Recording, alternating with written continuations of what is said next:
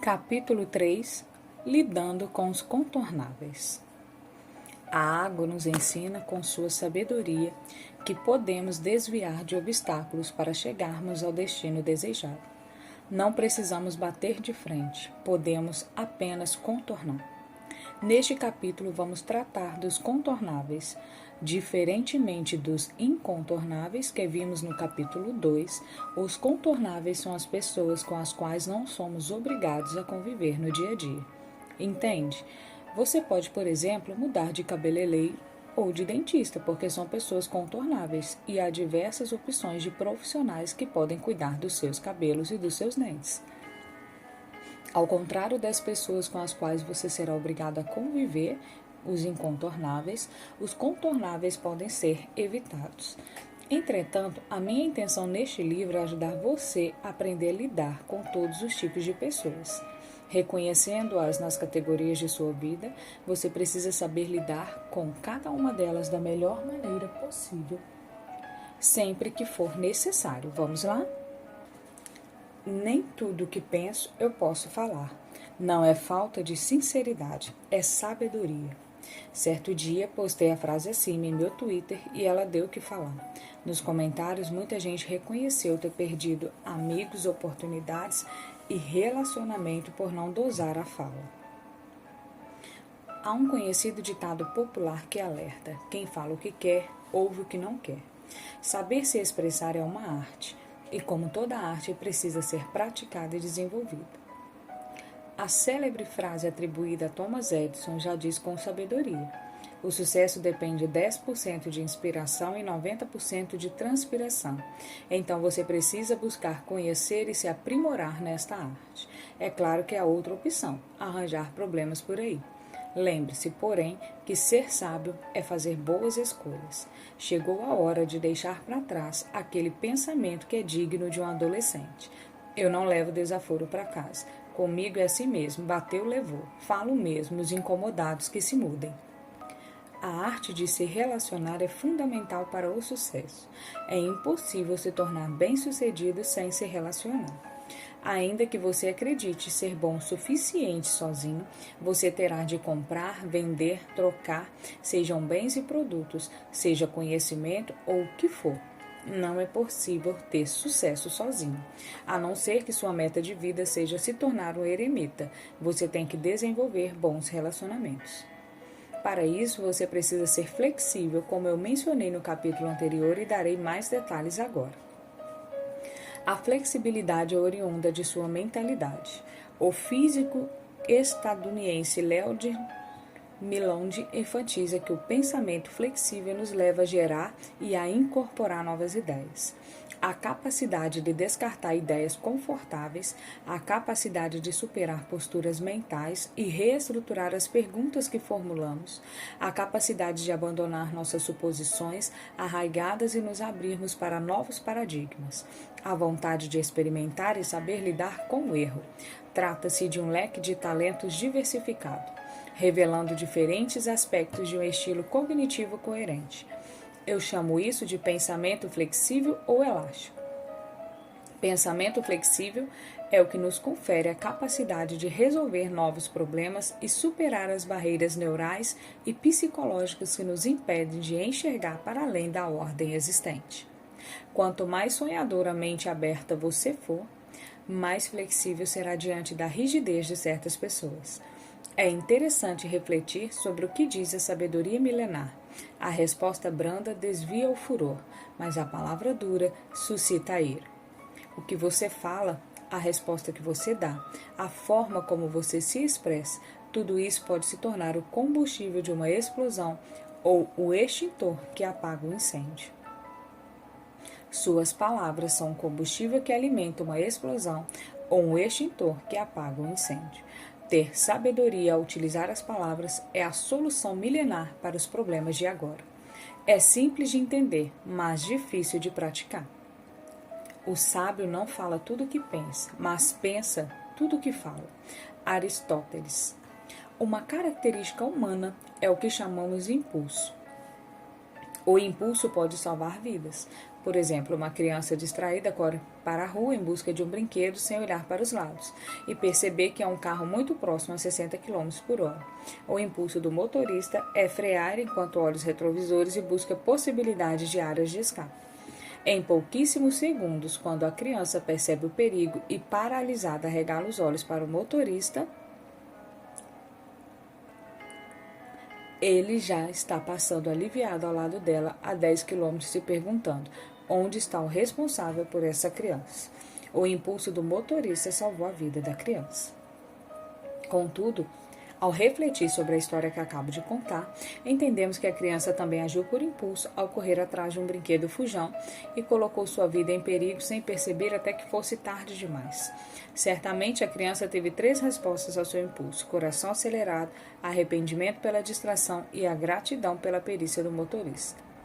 Vejamos que todos temos um pouco dessa criança em nós. Quem nunca agiu por impulso e se arrependeu depois? Quem nunca confiou em alguém à primeira vista? Conhecemos uma pessoa hoje, no mesmo instante já contamos para ela toda a nossa vida. Se estivéssemos esperado 2 meses, saberíamos quem ela é de verdade, porém, já é tarde demais. Falamos até das nossas maiores vergonhas confiando em alguém que não conhecíamos até poucas semanas atrás. A impulsividade também é responsável por atrapalhar o que falamos, as associações que fazemos e, é claro, o pior de tudo, as nossas decisões. Com o passar do tempo, depois de decepções causadas por nossa própria impulsividade, veja que a culpa não é do outro, foi você quem escolheu confiar em alguém que mal conhecia. A maturidade chega e nos auxilia a dominá-la. Quanto mais maduro você for, e isso não tem a ver com idade, mas com responsabilidades assumidas e cumpridas, mais tolerante e menos impulsivo você será. Ser uma pessoa impulsiva traz grandes prejuízos. Você promete o que não pode cumprir, vai onde jamais deveria pisar, conta o que jamais deveria estar na sua mente, quanto mais na sua boca. Como alcançar a maturidade? Bom, se fosse rápido e simples ser uma pessoa madura, não haveria conflitos, guerras e tantos problemas diplomáticos mundo afora. Como eu já disse, a maturidade não vem necessariamente com a idade, infelizmente.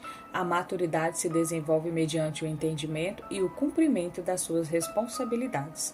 Assim você pode começar a amadurecer. Primeiro, se você decidir crescer emocionalmente. Segundo, se você andar com pessoas maduras com a intenção de aprender como se faz.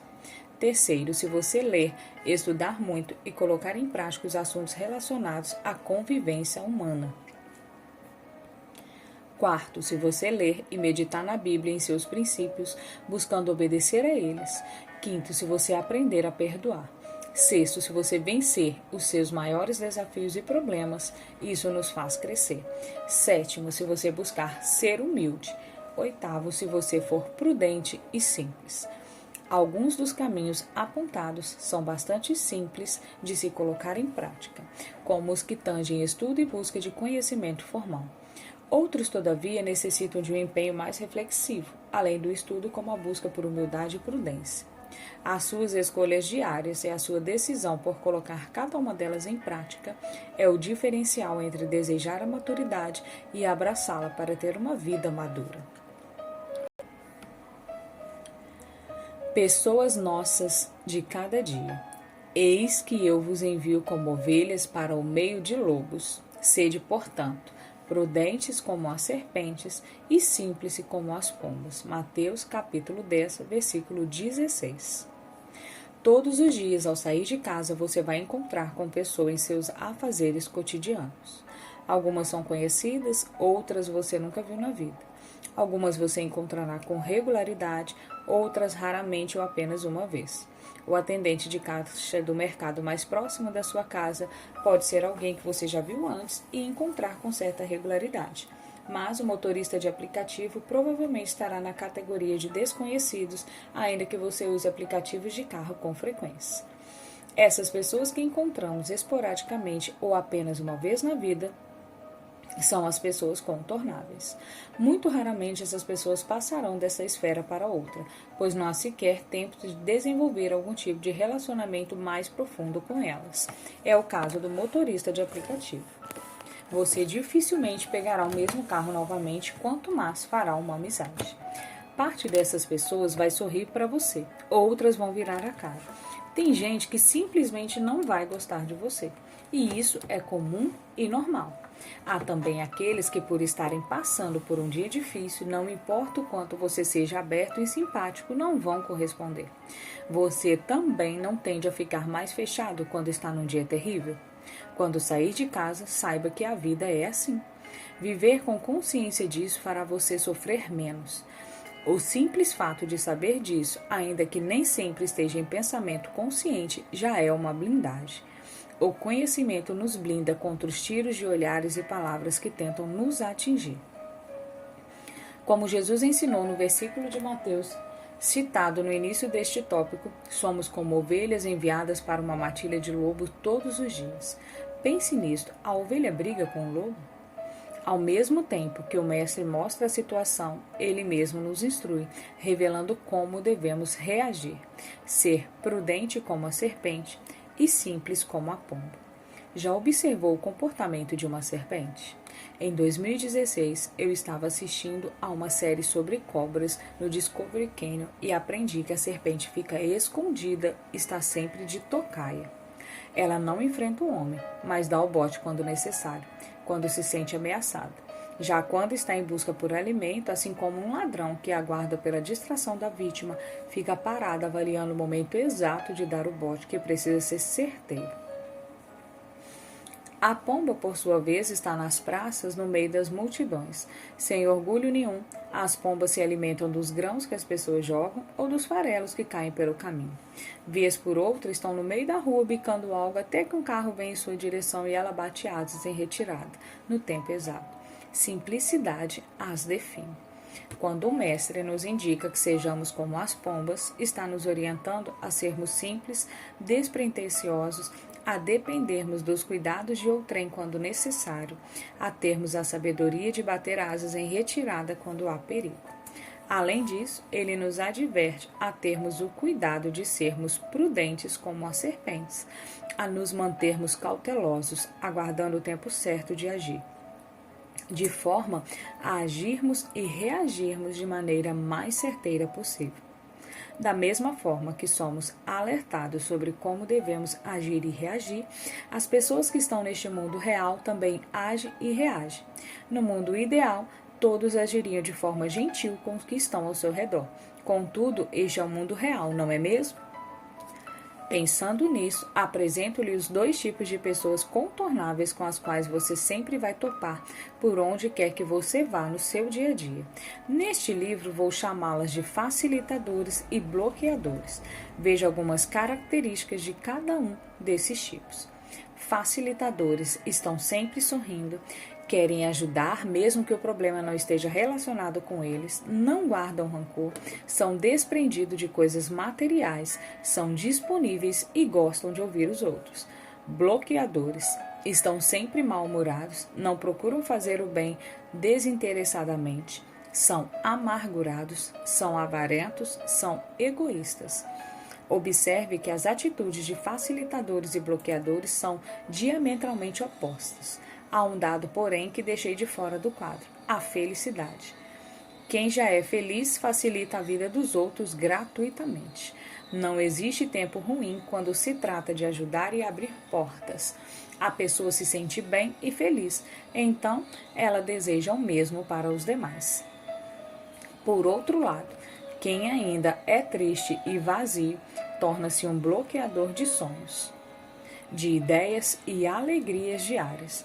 Até nos dias de sol e alegria, em meio às festividades, ele acaba atrapalhando a vida de alguém. Bloqueadores são pessoas tristes. Como trabalho viajando para dar palestras e cursos em 4 continentes, até agora somente a Oceania não recebeu nossos treinamentos ou conferências presenciais, todo dia tenho que lidar com pessoas desconhecidas, com os contornáveis. Tratando-se de pessoas que estão no aeroporto, acabei me especializando quase naturalmente. Certa vez aconteceu de eu chegar em cima da hora para pegar um voo. Corri até a área de check-in com meu documento de identificação e disse aliviado: consegui, ufa, estou neste voo das 15 horas. A atendente da companhia aérea, que estava lixando a unha sem parar o que fazia nem olhar para mim, disse: tarde demais, senhor, já fechamos o voo. De imediato comecei a implorar. Por favor, faltam 5 minutos ainda para finalizar o embarque e eu não preciso despachar bagagem, estou sem mala. Vou correndo, me ajuda. Ela, com sarcasmo, o que provoca raiva em qualquer pessoa, repetiu: já fechamos, moço. Entrei em desespero, pois aquele era o único voo do dia para a cidade onde eu deveria ir. Outra atendente, que estava a uns 5 metros de distância no mesmo balcão, ao ver meu desespero, perguntou: o que está acontecendo?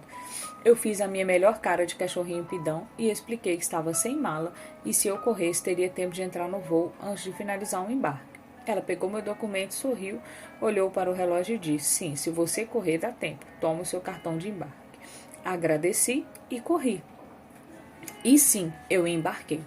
Qual é a diferença entre as duas atendentes se sim era possível o meu embarque? Uma queria facilitar a vida dos outros, a outra bloquear. A vida emocional, sobre a qual falo em quase todos os meus livros anteriores, é o que determina o tipo de pessoa do dia a dia que você é.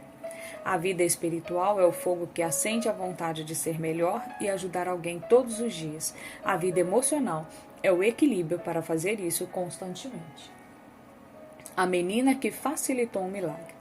Em um dos meus vídeos no YouTube, conto uma famosa história bíblica que traduz o sentido de ser um facilitador.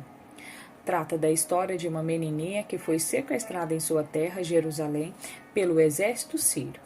O povo de Israel caiu nas mãos de uma nação inimiga que destruiu a cidade santa e levou alguns hebreus como escravos. Dentre elas estava essa menina. Imagine quantos sonhos tem uma criança: o amor que ela recebia dos pais, a segurança do seu lar, os amigos da vizinhança. Tudo isso foi interrompido abruptamente por destruição, mortes e sequestro. Ela se tornou em uma escrava em terra estrangeira. Esse acontecimento é assustador para nós. Ninguém suporta a injustiça. Contudo, a menina não parecia se sentir tão afetada quando lemos o texto. Ao contrário, quando ela percebe que o seu senhor, um general sírio, herói de guerra chamado Naamã, tem lepra, ela suspira e diz: tomara o meu senhor estivesse diante do profeta que vive em Samaria. Tratava-se de um famoso profeta Eliseu. E ele o restauraria da sua lepra. Espere aí, deixe-me ver se entendi direito. A menina que teve o futuro roubado, que sofreu uma injustiça grosseira, dá informação de onde o seu sequestrador pode encontrar a solução do seu maior problema? Sim. Facilitadores não têm momento ou dia certo para fazer o bem. Eles simplesmente o fazem. Cada um dá aquilo que tem. Assim como a Bíblia diz: portanto, aquele que sabe que deve fazer o bem e não o faz, nisso está pecando. Gente, mas como pode? E os meus direitos, como ficam? E a dor que passei, vai ficar por isso mesmo? Bom, pelo visto, a menina estava mais focada em resolver problemas a entrar para a história, como entrou, do que em chorar pelo passado sofrido e que não deixaria de existir de qualquer forma. E como terminou o relato? Naamã, comandante do exército sírio, com a permissão do rei de Israel, foi até a casa de Eliseu, o grande profeta, que, por meio de um mensageiro, mandou que ele se lavasse por 7 vezes no Rio Jordão. De pronto, Naamã ficou contrariado por ser uma coisa tão simples de se fazer, apenas banho, e por que Eliseu não o recebera pessoalmente. Contudo, depois de ser exortado por seus oficiais, decidiu obedecer ao homem de Deus e foi miraculosamente curado. Lidando com pessoas difíceis. Reparem que, guardadas as devidas proporções, há pessoas que, pelo simples fato de estarem de mau humor, tentam estragar o seu dia. E olha que essa pessoa nem foi sequestrada na infância e obrigada a fazer trabalho escravo. Quantas vezes já entrei nas lojas em quais o vendedor que é pago para atender quem entrar ali está de má vontade? Quando isso acontece, como cliente, tendemos a pensar: eu vou gastar dinheiro aqui? Vou ser responsável por manter esse negócio girando, sendo que quem deveria me servir com atenção e destreza não está nem aí? Os bloqueadores são muito comuns. Eles estão no trânsito, na loja de conveniência, do outro lado da linha telefônica e até mesmo dentro da sua casa. Quero contar agora uma história que muitas pessoas que me conhecem pela internet já ouviram. Ficou conhecida como o vídeo do cafezinho no aeroporto e viralizou nas redes sociais. Nele eu conto um episódio que ocorreu no ano de 2015, quando Janine e eu estávamos no aeroporto do Galeão, no Rio de Janeiro, embarcando para uns dias de descanso em Londres. A menina que serviu o café demorou cerca de 10 minutos para vir perguntar o que queríamos, apesar de a minha mão estar levantada solicitando auxílio.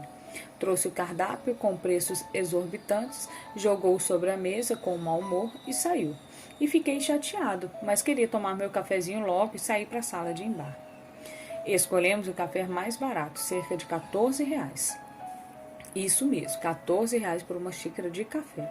Levantei a mão novamente para a atendente vir anotar o pedido.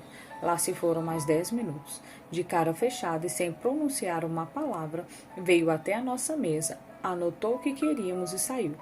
Mais alguns minutos de terror até ela trazer o café, e quando ela finalmente chegou à nossa mesa, soltou a bandeja com tanta agressividade que a xícara balançou e os R$ 4 daquele café que custava R$ 14 transbordou e caiu no pires. Janine, que costuma ser calma por temperamento, se irritou e disse: "Vamos chamar o gerente agora." "Basta." Eu mantive a calma, então repliquei dizendo: "Amor, coloque-se no lugar dela. Estamos aqui embarcando para a Europa, graças a Deus com alguns euros no bolso. Ela está atrás de um balcão. Ela chegou às 5 da manhã aqui e limpa mesa por mesa. Enquanto ela trabalha, fica observando cada um com sua malinha embarcando rumo aos seus sonhos e projetos. Você não sabe se ela deixou um filho doente em casa e veio trabalhar. Não temos ideia se ela apanhou de um marido violento nessa madrugada. Só vemos uma pessoa alterada e aparentemente mal educada. Vamos acabar de vez com o dia dela em vez de salvá-lo?" Foi então que pela primeira vez apliquei essa ferramenta como um bloqueador. Ela involuntariamente queria estragar o meu dia, mas eu tomei a decisão de melhorar o dela. Levantei-me, fui até o balcão e pedi a conta. Quando ela me deu a notinha, segurei a mão dela e disse: "Obrigado", dessa forma bem enfática. Ao que, com sarcasmo, ela respondeu: "Obrigado pelo quê?", tirando a mão dela da minha. Eu continuei: "Obrigada porque mesmo com problemas, pois tenho certeza de que você está atravessando um bem sério, você ainda assim decidiu sair de casa e vir servir as pessoas aqui. Mas eu quero dizer que o que está passando é parte do seu caminho, não é o seu destino. Vai melhorar." Deixei uma gorjeta generosa e saí. Como era de se esperar em meio a uma situação como essa, ela ficou petrificada, assimilando as minhas palavras e chorando bastante. O nome dessa ferramenta é compaixão. Essa ferramenta é capaz de desarmar o bloqueador. A compaixão é uma ferramenta poderosa. Mas, Tiago, de forma prática, o que é compaixão? Você pode questionar. Compaixão é a evolução da empatia. Empatia é o que você se colocar no lugar do outro. Compaixão é sentir o que ele está sentindo e não conseguir ficar imóvel diante da situação. Entende?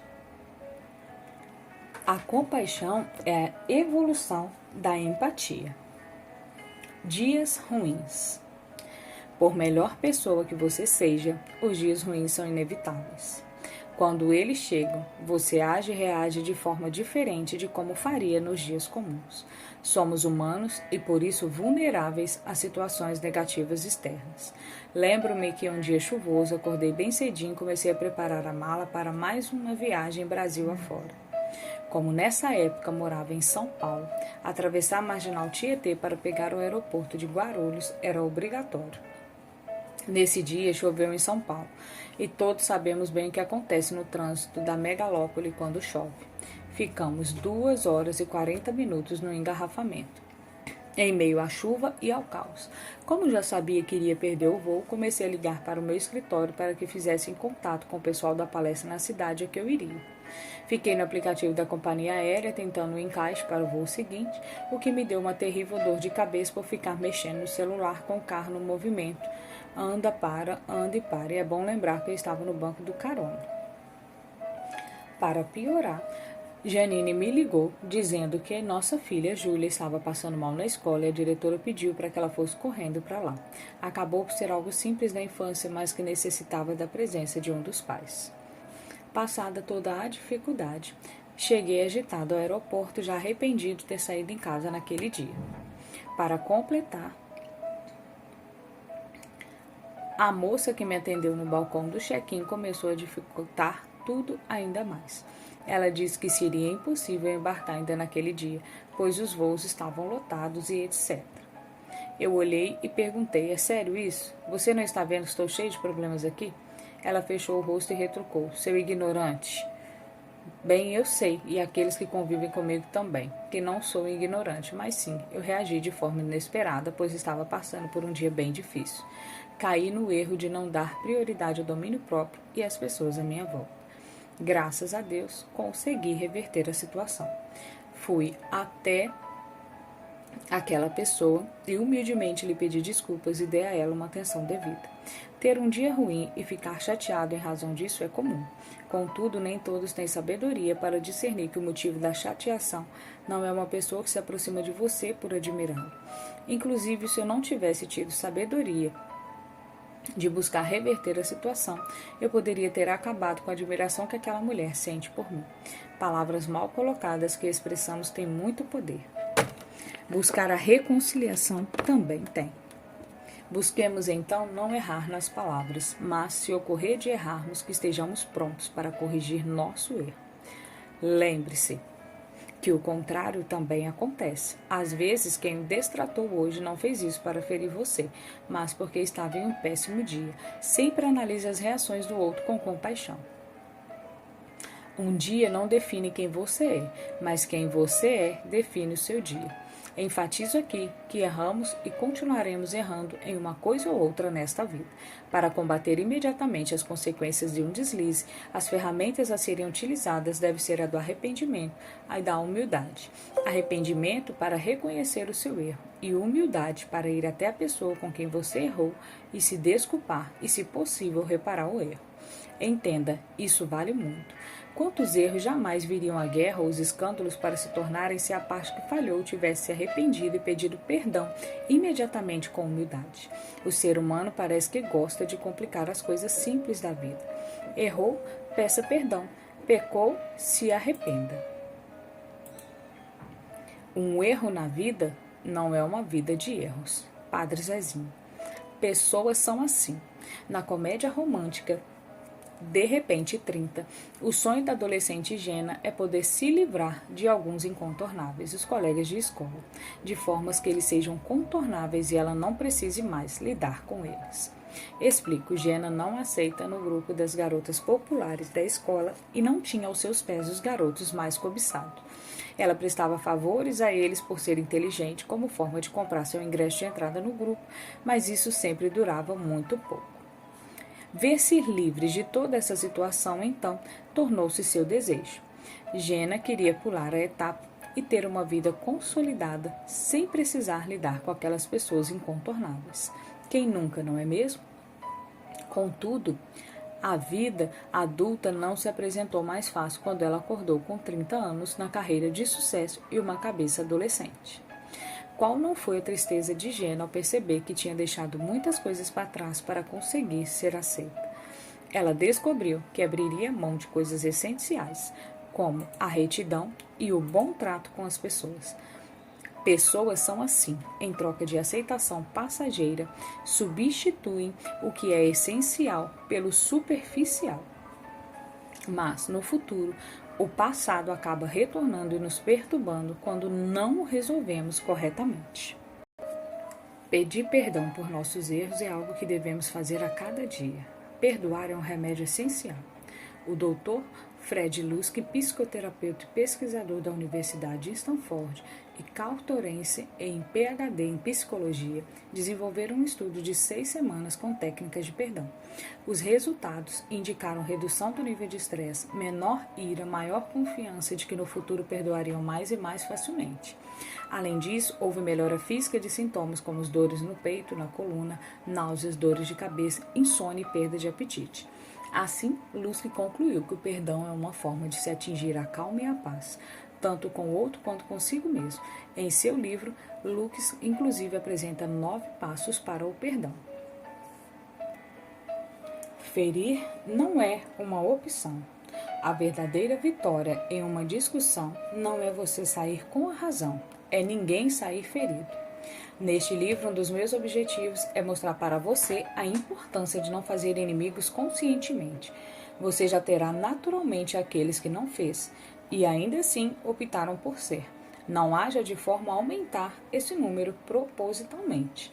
As pessoas adoram uma discussão. Há até mesmo programas de televisão especializados em colocar pessoas para discutirem uma com as outras.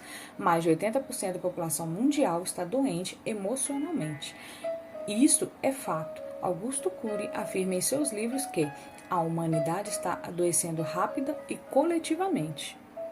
Segundo o jornal O Globo, em uma reportagem publicada em outubro de 2018, 10 de cada 50 doenças no mundo hoje têm origem emocional. Queda de cabelos, úlceras, insônia e problemas na pele são alguns dos vários sintomas psicossomáticos que se tornam físicos na vida das pessoas. Na mesma reportagem foi revelado que a falta de programas para combater o médio e o longo prazo problemas como depressão, ataques de pânico e outras síndromes vão gerar um custo de 16 trilhões de dólares para a economia global entre 2010 e 2030. Vikram Patel, professor de medicina na Universidade da Harvard, em Boston, avalia que o fracasso coletivo em responder à crise global de saúde psíquica resulta em uma perda monumental de capacidades humanas e que 1 em cada 4 pessoas já estão surtadas emocionalmente. Caro leitor, alguém que tem um nível de pressão emocional tão alto a ponto de desenvolver consequências físicas não consegue se relacionar em paz com aqueles que estão à sua volta. Alguém que esteja lutando contra complexos, angústias, depressão e afins não está apto para se dar bem com ninguém. Sendo assim, lembre-se de que as pessoas difíceis que cruzam o seu caminho no dia a dia podem estar passando por algum dos problemas acima. Talvez esse motivo seja o de ser tão complexo lidar com pessoas. Cada um tem sua história, sua batalha íntima, seus fantasmas emocionais. O livro da sabedoria milenar nos apresenta uma solução para alcançarmos a felicidade. Evitai que alguém retribua ou treine mal por mal. E o que podemos concluir disso? Você não tem como impedir que façam mal a você. Aquilo que acontece com você não pode ser controlado, é externo. Contudo, suas reações ao mal que lhe é afligido dependem única e exclusivamente de você, são internas. Os contornáveis são pedras no caminho. Não vale a pena machucar o pé chutando pedras. E a sabedoria confirma em outro texto que essa é uma escolha individual e interna. Se possível, quanto depender de vós, tende paz com todos os homens. Negocie com dólares ou euros, arrique-se com bitcoins, mas não brinque com a sua paz. Nada é mais caro que isso. Não vale a pena negociá-lo. Reflita sobre sua vida e daqueles que estão ao seu redor. O que um ser humano realmente consegue fazer sem paz? A paz só é possível quando a capacidade de perdoar torna-se maior do que o desejo de estar certo. Há uma expressão que se tornou popular no Brasil e que é atribuída ao poeta Ferreira Goulart. Você tem de escolher se quer ser feliz ou ter razão. O símbolo de uma vida vitoriosa não é a quantidade de amigos que temos, mas a quantidade de inimigos que fizemos. Não adianta nada ter 10 amigos se você tem 30 inimigos. Por isso, tome nota, destaque, compreenda e multiplique um dos seus melhores conselhos mais importantes desse livro. Trata-se do trecho a seguir da sabedoria que atravessou milênios e nos ensina. Ora, as obras da carne são conhecidas e são prostituição, impureza, lascívia, idolatria, feitiçarias, inimizades, porfia, ciúmes, iras, discórdias, dissensões, facções, invejas, bebedices, glutonarias e coisas semelhantes a essas, a respeito das quais eu vos declaro, como já outrora vos preveni, que não herdarão o reino de Deus o que tais coisas praticam. Inimizades, iras, discórdias, dissensões, invejas, todas essas raivinhas estão na mesma categoria de erros, como prostituição, feitiçarias e até homicídios. Ficou claro? Não alimente inimizades. Resolva enquanto é possível. Não deixe o dia acabar sem resolver as suas raivas. Acredite, escrevi este livro para ajudar você. Não fique fora da maior promessa bíblica para os seres humanos, que é o reino de Deus, por causa de inimizades e coisas semelhantes. Esse é o tempo.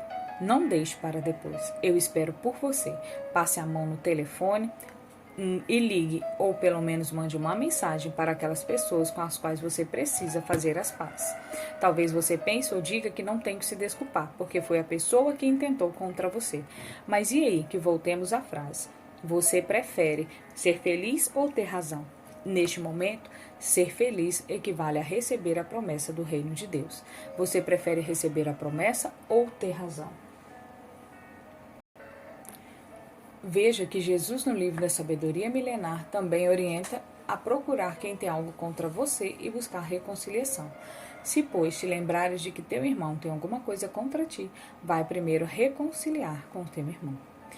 Nós escolhemos nossas guerras. Quando você propositalmente cria um problema, decide que essa é uma guerra que vai enfrentar. Quando você decide seguir em uma discussão, escolhe por livre e espontânea vontade entrar em guerra. Quando alguém faz mal a você e sua retribuição não é com o bem, você opta por estar em guerra. Na presença da guerra, há ausência de paz. Quero lhe fazer uma pergunta que considero crucial. Quanto vale a sua paz? Na minha vida eu garanto a você, paz não tem preço. Então, não entre em guerra que não é sua. Todos temos problemas na vida e não é justo entrar no problema de outrem sem nem sequer ter resolvido os seus. Estar em paz vale mais do que isso. Vale muito mais do que comprar a briga de alguém, ainda que seja muito querido. Entenda que não existe relato imparcial. Quando uma pessoa conta algo a você, há um histórico, ou pelo menos uma gama de sentimentos, que faz que essa pessoa tenha entrado nessa guerra. Não cabe a você ser juiz da dissensão que nem sequer é sua. Atente para o que a sabedoria divina nos diz a respeito disso. Não julgueis para que não sejais julgados, pois com o critério com que julgardes sereis julgados, e com a medida com que tiverdes medido, vos medirão também. Porque vês tu o argueiro no olho de teu irmão, porém não reparas a trave que está no teu próximo? Ou como dirás a teu irmão, deixe-me tirar o argueiro do teu olho, quando tens a trave no teu? Hipócrita, tira a trave do teu olho, e então verás claramente para tirar o argueiro do olho do teu irmão. Feitiços. Já reparou as placas espalhadas pelas ruas da cidade? Grandes com os dizeres, trago a pessoa amada em 3 dias. Bom, quando eu me deparo com uma dessas, particularmente penso que nunca vi uma placa que diga trago o seu carro tão sonhado em 3 dias, ou trago a casa de seus sonhos em 3 dias. Isso acontece porque pessoas são alvo dos feitiços, não as coisas. Pessoas possuem emoções e qualquer atividade espiritual precisará das suas emoções para surtir efeito. Escreva este capítulo enquanto visita a cidade de Cuito, em Angola, na África. Foi aqui que uma guerra civil que perdurou por cerca de 30 anos mais afetou essa gente linda e pacífica. Ainda posso ver pelas ruas os reflexos desse tempo de violência. Prédios fuzilados, casas destruídas e um povo com alto índice de amputação. Um dia, visitei o hospital da cidade para, por meio de um abraço e de uma oração, oferecer conforto aos que estavam sofrendo. A experiência é agregadora, porém difícil. Triste, na verdade. Já aprendi muita coisa nesses dias aqui na África, em Angola, na província de Bié, onde muitas aldeias beiram para a miséria. As pessoas sempre têm um punhado de feijão para pagar o feitiço local. Sim, o feiticeiro é temido, pois reza a lenda, ele tem o poder de paralisar a vida de alguém. Sim, paralisar a vida. Veja bem, coisas não têm vida, apenas pessoas. Feitiço é para pessoas. Acredito que você nem imagine por qual motivo o feiticeiro é mais procurado. Imagina? A inveja. É quase inacreditável que em aldeias sem nenhum recurso material existam invejosos fervorosos. Foi aí que descobri que inveja não tem a ver com você ter dinheiro, e sim com você estar feliz. Pessoas que não se sentem felizes costumam não saber lidar com a felicidade do outro, pois o mundo em geral está triste. Elas estão tristes e então simplesmente não aceitam que haja felicidade para outros. As comparações entre as pessoas geram insatisfação com a vida dela mesma, o que conduz a diferentes níveis de inveja. Quando chegam ao nível mais alto de inveja, pessoas são capazes de tirar a comida de casa, deixando até mesmo os filhos passarem fome, para fazer um trabalho de feitiçaria contra o alvo de sua inveja. Inveja, um capítulo à parte. Vejam esses famosos trechos bíblicos. Cruel é o furor e impetuosa a ira, mas quem pode resistir à inveja? Provérbios capítulo 27, versículo 4. Como o povo estava reunido, Pilatos perguntou a todos: quem vocês querem que eu solte? Barrabás ou Jesus chamado Cristo? Pilatos tinha perguntado isso porque sabia que Jesus tinha sido entregue por pura inveja e porque, quando estava sentado no tribunal, tinha recebido um recado de uma mulher dizendo: não se envolva no caso desse homem inocente, pois esta noite eu tive um sonho horrível por causa dele. Mateus capítulo 27, versículos 18 e 19. 9. Os patriarcas, dominados por forte inveja de José, venderam-no como escravo para o Egito. Apesar de tudo, Deus estava com ele e o livrou de todas as suas tribulações, dando a José graça e sabedoria diante de Faraó, rei do Egito, e de todo o seu palácio. Atos capítulo 7, versos 9 e 10. Recentemente fui dar uma palestra para mais de 3.000 mulheres na cidade de São Paulo, por onde vivi por 4 anos. Era um lindo teatro da cidade, daqueles que recebe os eventos mais destacados, e a palestra foi realmente muito badalada. Comecei minha fala com uma pergunta: quantas de vocês já foram invejadas? 95% da plateia levantou a mão e sorriu. Segui com mais uma pergunta: e quantos de vocês já sentiram inveja de alguém? Para essa pergunta, ninguém levantou a mão. Pessoal, a conta não fecha, continuei. Houve nesse momento algumas risadas e muitos rubores. A inveja é algo tão ruim que todos facilmente compreendem que já sofreram a serem alvo dela. Todavia, as pessoas não confessam que já invejaram alguém exatamente pelo mesmo motivo. A inveja surge de 2 formas. Ela pode nascer naturalmente em alguém ou ela pode ser provocada. E quando digo provocada, refiro-me a você mesmo provocar a inveja em você, em alguém, por demonstrar sua felicidade. Por isso, evite expor o que pode provocar esse sentimento destruidor nos outros. É importante entender que o invejoso não quer ter algo semelhante ao que você tem. Ele sequer deseja ter o que você tem. Isso seria cobiça. Ele quer que você perca o que tem por ele não ter. A mulher invejosa não quer o marido da outra, ela quer que a outra perca a família, seja porque ela não conseguiu formar uma família, seja porque ela considera o próprio marido um traste ou da outra um bom esposo. Não há motivo específico para alguém ter inveja de você, mas geralmente a inveja está ligada à felicidade que você tem. Já vi milionários invejarem seus motoristas simplesmente porque eles tinham os filhos em casa vivendo em harmonia e a fortuna do patrão milionário não era o suficiente para comprar o amor de sua descendência. O grande escritor espanhol José Luís Navajo escreveu certa vez: não exponha a sua felicidade por aí. Não se pode andar carregando de joias em um barco de mendigos. Existem 3 segredos para lidar com a inveja. Não seja um provocador de invejosos. Ore a Deus e tenha conhecimento bíblico. Quando for invejado, ataque com silêncio. Hater, críticos e afins. Neste momento da história em que vivemos a revolução digital, nasceu uma geração de odiosos virtuais, haters. Eu mesmo tenho muitos críticos e alguns haters. A internet deu voz aos profissionais que opinam sobre a vida alheia do sofá. Ao se observar as atitudes e a vida dos haters, é possível observar que são comumente pessoas inconscientemente frustradas e emocionalmente doentes. Boa parte dessas pessoas cria perfis falsos para se proteger, como uma armadura emocional, com a intenção de atacar pessoas e não ser descoberta, pois, uma vez descoberta, será exposto o que acabaria com ela. Assim, o hater nada mais é que um ser humano que gostaria de ser o que você é ou fazer o que você faz. Contudo, por estar doente, cria um mundo no qual ele pode ser juiz, julgar e atacar pessoas que fazem algo relevante em suas áreas. Supostos teólogos que nunca estudaram em universidade alguma, mas corrigem sua orientação teológica quando aos olhos deles sua exposição bíblica não foi adequada. Pessoas que estão no 3º casamento, mas vivem criticando seu casamento único. Haters destilam seu ódio nas redes sociais por meio de palavras de baixo calão, de desmerecimento e de agressões gratuitas. Leva-se um tempo para entender o porquê de aquilo ser dito tão fora de contexto e qual é a intenção de todos os tipos de agressões. Bom, Flávio Augusto, um dos grandes empreendedores brasileiros da atualidade, é dono do time de futebol Orlando City. Postou em suas redes sociais há pouco tempo a foto de um cãozinho lindo e inofensivo com a legenda: "Este é o Totó". Na foto ao lado, colocou a imagem de um cão raivoso, babando e pronto para o ataque com a legenda: "Este é o Totó com o celular na mão". É exatamente assim. A proteção que as pessoas sentem pelo fato de estarem anônimas por trás de uma tela de celular revelou o caráter e as doenças emocionais de muita gente. Se você também já foi vítima desse tipo de ataque, guarde isso. O problema dessas pessoas são elas mesmas e o passado não resolvido delas. O problema não é você.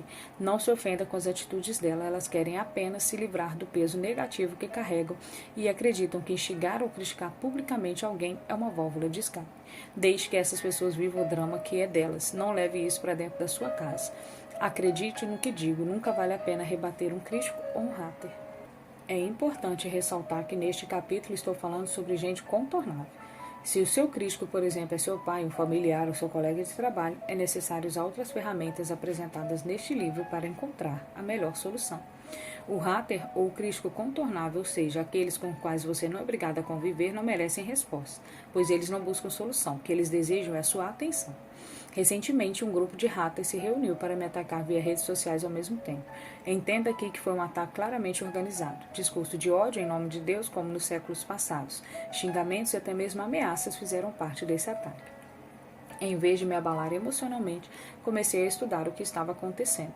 Foi incrível, percebi várias coisas entre elas. Todos buscavam me corrigir, mas nenhum deles o fez em privado.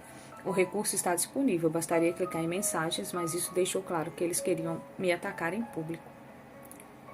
Eles não me atacavam em suas próprias redes sociais, eles sequer falavam para o público deles, mas entravam nos comentários das minhas postagens e me agrediam. Olha como tudo isso é revelador. E tem mais, um deles colocou exatamente assim. E esse desgraçado ainda é famoso. No momento em que li essa mensagem, eu me dei conta de que os haters não ofendem com a intenção de levar você a melhorar, nem mesmo para que você pare de fazer o que está fazendo. Eles fazem isso com a intenção de ganhar exposição. Eles querem falar para o seu público para, de alguma forma, ganhar mais fama ou manchar a sua imagem. É claro que aquele que também disse, e ainda é famoso, revelou que estava ali puramente motivado pela inveja. Se não tivesse destaque, eles estariam em outro perfil no Instagram xingando o outro famoso da mesma forma. Para lidar com os haters, lembre-se de que Jesus teve mais haters do que você. O hater odeia porque deseja atenção e a sua audiência. Sendo assim, jamais responda a ele. Quem segue você não conhece esses odiosos, mas caso você responda ao hater por impulso, estará fazendo propaganda dele gratuitamente. Encerro o capítulo sobre os contornáveis com mais um conselho. Valorize as pessoas. A história de Charles Plumb. Charles Plumb foi piloto de avião durante a Guerra do Vietnã. Hoje é um requisitado palestrante motivacional nos Estados Unidos. Em suas palestras, ele conta uma história sobre quem dobrou meu paraquedas. E eu preciso compartilhá-la com você. A história é a seguinte. Depois de muitas missões, seu avião foi abatido. Plumb saltou de paraquedas. Ele foi capturado e passou 6 anos numa prisão norte-vietnamita. Ao retornar aos Estados Unidos, passou a dar palestras relatando a sua experiência e o que havia aprendido na prisão. Certo dia, no restaurante, foi saudado por um homem que sorriu dizendo: "Olá, você é Charles Plumb, aquele piloto do Vietnã e foi derrubado, não é mesmo?" "Sim, como você sabe?" perguntou Plumb espantado. "Eu era quem dobrava o seu paraquedas. Parece que funcionou bem, não é verdade?" Plumb, em caso, se engasgou. Tamanha surpresa e com muita gratidão respondeu: "Funcionou perfeitamente. Caso contrário, eu não estaria aqui hoje. Devo minha vida a você." Ao ficar sozinho naquela noite, Plumb não conseguia dormir pensando: quantas vezes vi esse homem no porta-aviões e nunca lhe disse bom dia. Eu era um piloto arrogante e ele simplesmente marinheiro aprendiz. Pensou também nas horas que o marinheiro passou humildemente dobrando centenas de paraquedas, tendo em suas mãos a vida das pessoas que ele nem conhecia. Essa história me faz refletir e questionar: quem dobrou meu paraquedas hoje? Valorize as pessoas por mais que você não as conheça ou seja próximos delas. Elas podem um dia ser as responsáveis por salvar a sua vida. Eu posso afirmar que a pessoa que está na sua frente em uma fila de banco, por exemplo, ao qual você nunca viu antes, pode no próximo minuto estar com a sua vida nas suas mãos. Imagine que 3 assaltantes entrem para roubar a agência bancária e justo você é escolhido para seu escudo humano quando a polícia chega para o confronto. O que ninguém tinha ideia é que a pessoa que estava na sua frente da fila era um policial militar apaisana e, vendo você em perigo, reagiu e neutralizou os bandidos. Sua vida está salva agora. Graças a Deus você não arranjou um problema com ele antes de tudo acontecer. Na vida você é conhecido pelos problemas que cria e por aqueles que soluciona. Escolha ser parte da solução. Pergunta e resposta. Tiago, sou uma seguidora há 3 meses. Nesse período, aprendi muito sobre vida emocional e princípios espirituais. Porém, confesso que é difícil me controlar quando alguém que é pago para atender os clientes em uma loja, por exemplo, me distrata. Isso é normal ou sou eu quem está doente emocionalmente? Cara RuBT, é normal sentir raiva. O problema é quando não temos o domínio sobre ela. Qualquer emoção que nos domine gera consequências que não podemos prever. Então, por mais que o erro esteja no atendente, que tem a obrigação de atendê-la, você precisa ser treinado a reagir conforme a razão orienta, utilizando seus valores como ponto de partida para suas atitudes. Antes de sair de casa, peça ao Espírito Santo para orientar você. Peça sabedoria para falar e treine suas emoções a fim de dominar qualquer impulso. Lembre-se, quem domina suas emoções governa você. Conclusão: no mundo ideal, não existiriam pessoas contornáveis porque todos seriam curados e tratados emocionalmente. No mundo real, porém, cada vez mais as pessoas não dominam suas emoções e saem descarregando suas frustrações em cima de outras pessoas. Por isso, entenda de uma vez por todas que nunca valerá a pena chutar pedras que podemos contornar. Vamos seguir em frente? A sua paz tem muito valor para você. Negociar com pessoas baratas.